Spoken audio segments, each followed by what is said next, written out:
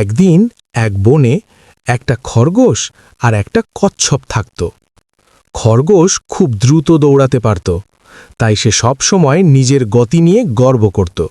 সে অন্য প্রাণীদের বলতো, আমার মতো দ্রুত কেউ দৌড়াতে পারে না। একদিন খরগোশ কচ্ছপকে দেখে হাসতে লাগল। সে বলল, তুমি এত ধীরে হাঁটো, তোমার সাথে দৌড়ে তো আমি 1 মিনিটেই জিতে যাব। কচ্ছপ শান্তভাবে বলল, চলো তাহলে একটা দৌড় প্রতিযোগিতা হোক। বনের সব প্রাণী জড়ো হলো দৌড় দেখতে। দৌড় শুরু হতেই খরগোশ খুব দ্রুত সামনে চলে গেল। কচ্ছপ ধীরে ধীরে কিন্তু থেমে না থেকে হাঁটতে লাগল। খরগোশ ভাবল, কচ্ছপ তো অনেক পিছনে, একটু ঘুমিয়ে নিলে সমস্যা নেই। সে একটা গাছের নিচে শুয়ে ঘুমিয়ে পড়ল। কিন্তু কচ্ছপ থামল না, সে ধীরে ধীরে এগিয়ে যেতে লাগল। কিছুক্ষণ পরে খরগোশ ঘুম থেকে উঠে দেখল, কচ্ছপ প্রায় শেষ লাইনে পৌঁছে গেছে।